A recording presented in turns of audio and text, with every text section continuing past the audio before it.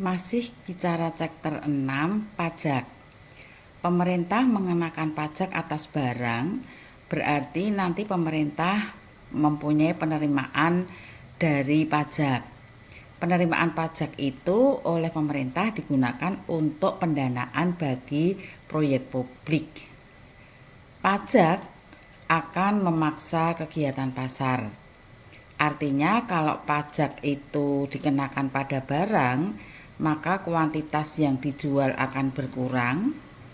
Pembeli dan penjual berbagi menanggung pajak. Itu yang dinamakan insiden pajak.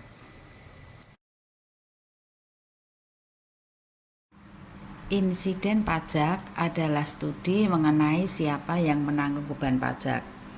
Kalau barang yang diperjualbelikan di pasar itu dikenakan pajak, maka nanti akan merubah keseimbangan pasar. Pembeli akan membayar lebih, penjual akan menerima kurang. Di gambar 6A itu adalah dampak pajak yang dikenakan pada pembeli.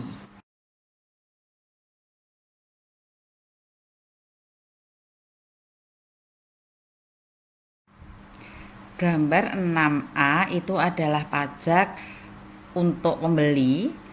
Jadi pada gambar itu adalah es krim cone, sumbu tegaknya adalah harga, sumbu mendatarnya adalah Q, kuantitas. Kemudian yang pertama, keseimbangan pertama itu adalah D1 dan S1, equilibrium di titik E. Kemudian pajak dikenakan kepada pembeli, sehingga demand itu akan bergeser ke bawah atau berkurang sebesar pajaknya. Pajak di situ adalah $0,50. D1 akan bergeser ke kiri menjadi D2. D2 dan S1 itu adalah equilibrium di A, jadi A itu adalah equilibrium dengan adanya pajak. Maka kuantitas yang terjual sekarang menjadi 90, jadi berkurang dari 100 ke 90.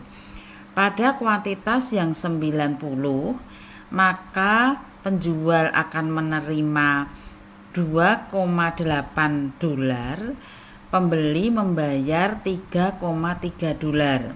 Selisih di antara keduanya itu adalah pajak sebesar $0,5.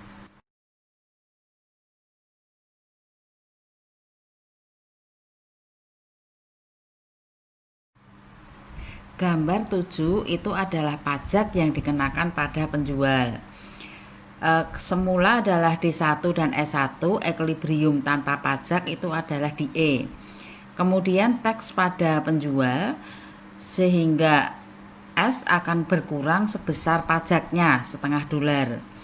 Atau S1 berkurang menjadi S2, bergeser ke atas atau ke kiri menjadi S2. D1 dan X2 equilibrium di titik B. Jadi titik B itu adalah equilibrium pada waktu dikenakan pajak. Kita lihat di situ Q-nya berkurang dari 100 menjadi 90. Pada kuantitas 90, penjual akan menerima $2,8, pembeli membayar $3,3. Selisih di antara keduanya itu adalah $0,5, merupakan pajak yang dikenakan pada penjual. Jadi kita lihat di situ pajak pada penjual, pembeli membayar lebih, penjual menerima kurang.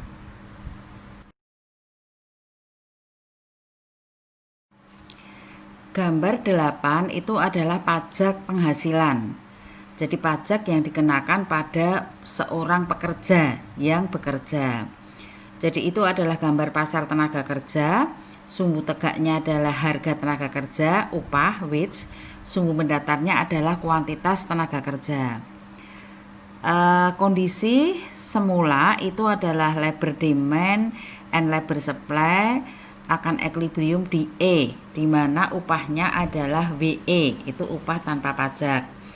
Kemudian pemerintah mengenakan pajak penghasilan sebesar AB.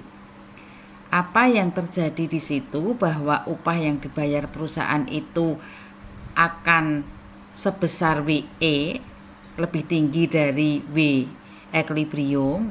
Jadi upah yang dibayar perusahaan adalah WE1 lebih tinggi dari WE, upah yang diterima pekerja adalah WE2 lebih rendah daripada WE.